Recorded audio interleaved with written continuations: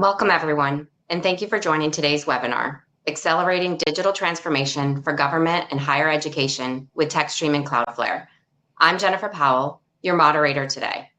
We're excited to bring together experts from both TekStream and Cloudflare to talk about the rapid shift towards digital services in the public sector, what's driving it, the challenges it brings, and how organizations can build secure, scalable, and modern platforms to better serve citizens and students alike. Let's quickly introduce our speakers. First, we have Kevin Donnelly, Director of Emerging Technology at TekStream. He is a seasoned expert in application development technologies with experience in cloud-first, hybrid, and traditional architectures, having led global intranet deployments across diverse environments. As Director of Emerging Technologies, he specializes in modern and targeted solutions to varied business problems, often working with AWS, machine learning, and multi-tiered hybrid architectures. And joining him is Scottie Ray, Public Sector Director of Solution Engineering at Cloudflare.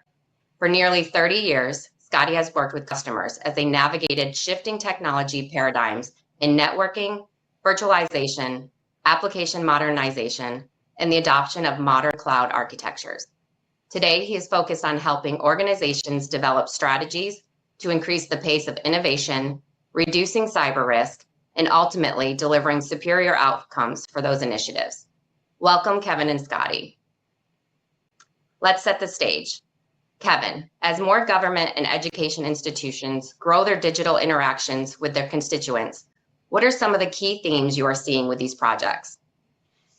Sure. So expectations from users have changed over time. It's no longer a surprise when online services are available, but an expectation. So with that, there come expectations on the ease of use, on reliability, and on crucially, the security of those systems. Too many systems were thrown together quickly without a lot of long-term planning. So teams might now be looking to protect and to modernize those systems. A lot of the goals and the key themes of most projects that we see are around making those systems safe, resilient, reliable, and easy to use, in addition to affordable. Scottie, what's your take on this transformation from Cloudflare's perspective?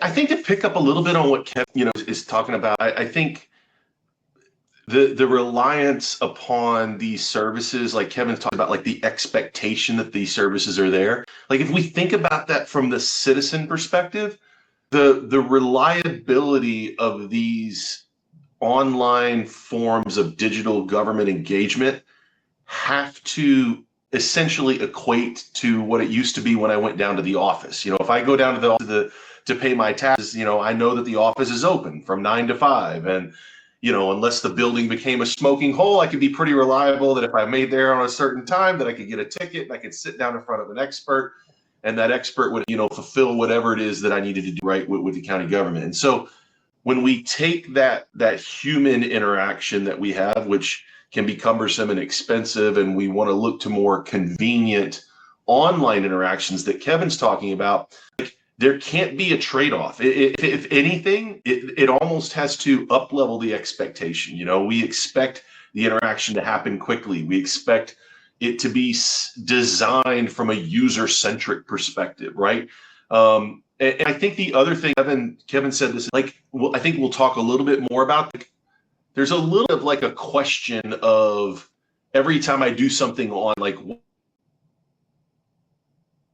what's the safety of the data that I'm putting into this system, and how is that data being protected from a new set of potential threat vectors, or a new set of, that's like, I don't know, like I think of my parents or my grandma, their trust in those systems to protect the data and the ways in which I interact, I think becomes super important as organizations and governments look to engage more from a digital perspective. Completely agreed on trust in particular. When you're not working with someone face to face, there's a different level of an extra step to prove that trust. not just in making it kind of straightforward, easy to use, trust that I can find where I need to go and that I can do what I need to do, but trust that what I'm doing is going to get done and is going to be safe on the other side. It's not going to walk out the door with somebody else. Yeah, yeah. Let's dig into those challenges. Scottie, what do you see as some of the larger challenges with your customers as they embark or roll out more digital services?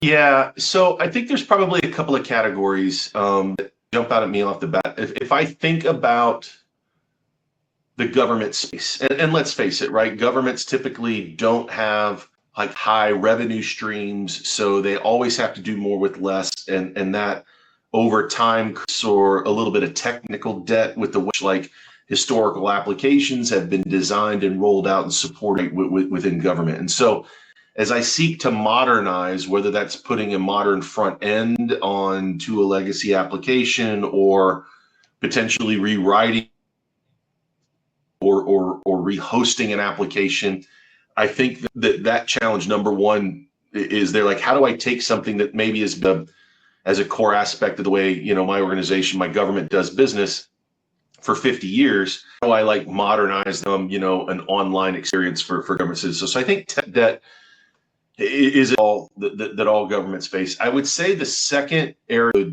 that I would look at, like data literacy, I hate to keep harping, but like it's all about the data, right? When we think about the types of data that sit in these, it's my property records, it's my income, it's my driver's license, or it's birth certificate. Like if that data becomes compromised, the risks to the citizens that you're actually serving, it becomes more, you will, pronounced or more of a concern. So I think organizations, governments struggle a little bit.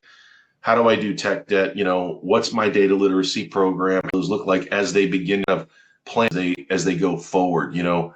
I'm interested in Kevin's perspective as well in working with some of these projects.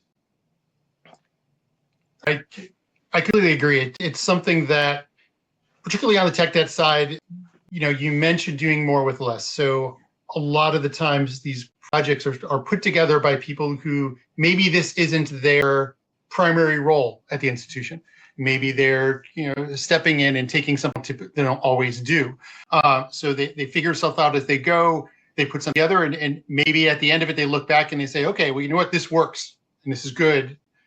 If I was doing the whole thing with what I knew now, maybe I would do it a little differently, but it's there, and now this is what's there, and I've got to move on to the next thing and the next thing and the next thing because everything is building up.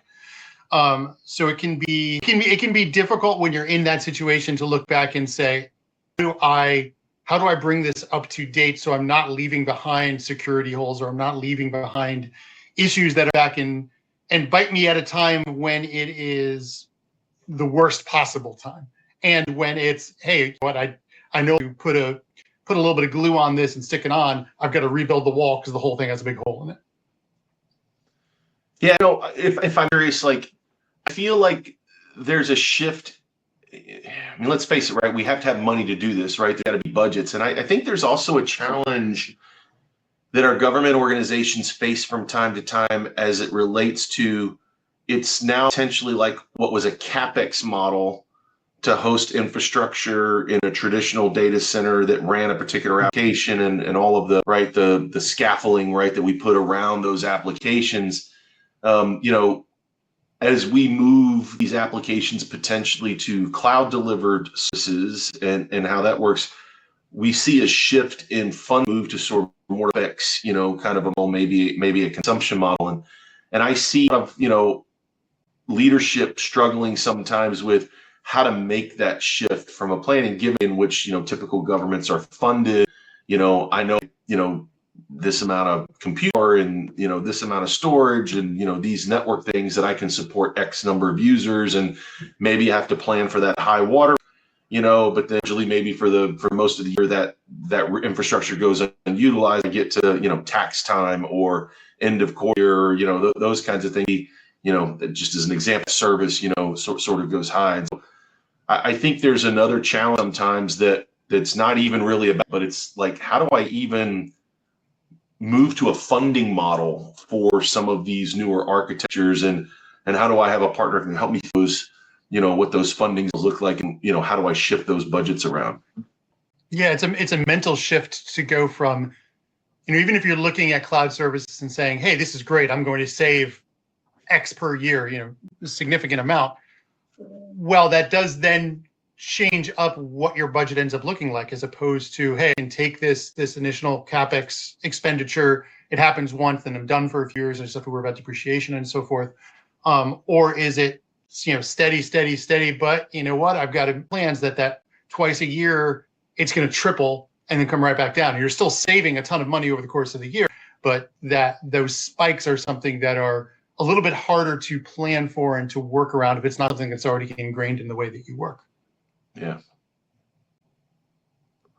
Such great insight on the challenges that our customers face. Let's talk about the why us part. Why should a government agency or a university look to Cloudflare and TekStream together? Kevin? Because we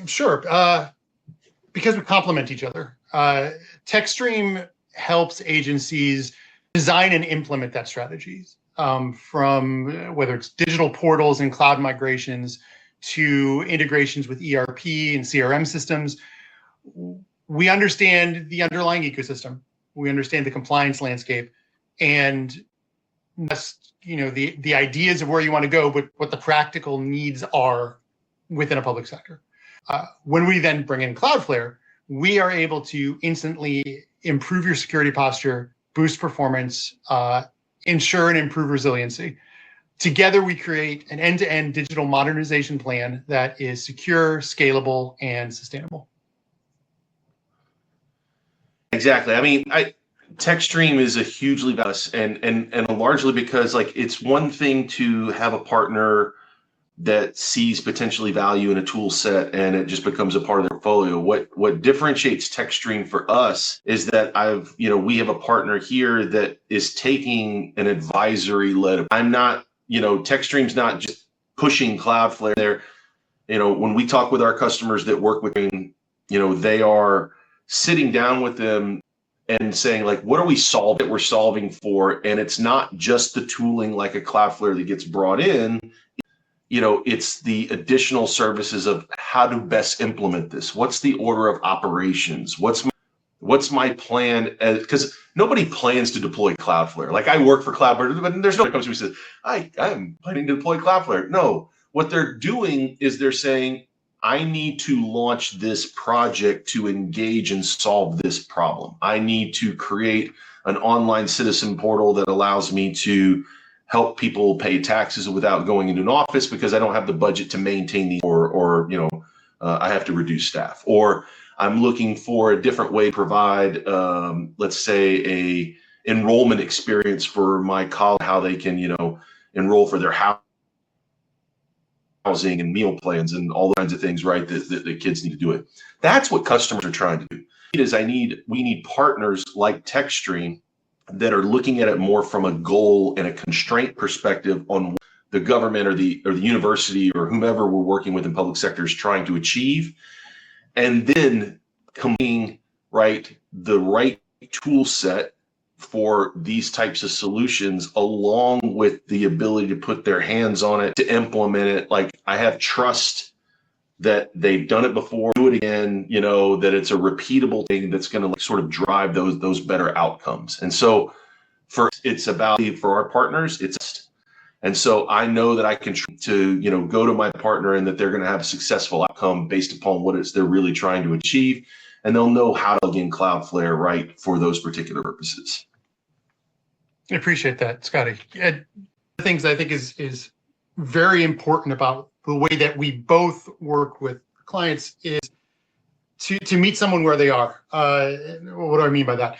So every institution, every group is unique with their own structure and their own challenges, right? Speaking on just for myself, we've worked with some that have incredibly sharp, eligible IT departments. They've got the skill, they've got the time to manage everything themselves. And what they're looking for is, I want a second set of eyes. I want somebody to show me the tips and the tricks. I want somebody to show me the best practice around, a new system that they're just putting into place for the first time. There's others that we work who would who like having us do all the kind of the hands-on work over my shoulder, or shadow and learn and take all that in. And then there's others who would like to. They don't have the time or the people budget to manage things themselves. So they're looking for someone to build and configure and manage and put all this together. And that I think that we do well, and something that I think you all do well on the Cloudflare side, and that we do well together. Fantastic. To wrap up, let me ask each one of you. I didn't say modernize. Kevin, what's one piece of advice you'd give to public sector organizations looking to modernize? Don't panic. It can look very daunting, particularly when you start looking back at what you have, what you're looking to do, where you want to end up going. It's very important to break a project down into pieces. And people understand that kind of at the high level, but it's a step that can get skipped. What are the critical first steps? Are you at risk of, or are you in the middle of a security crisis, right? What can you do? What can we do to shut and lock that front door, or then take a breath, take a look at the other pieces that are important, maybe not critical risk. And then past that, start taking bite-sized chunks, regular steps forward to get you steadily closer and closer and closer to where you want to be, to having that modern, secure, resilient system, and just pulling everything together. Great. Scottie, what patterns are you seeing on the horizon for more digital services rolling out in the government and education space?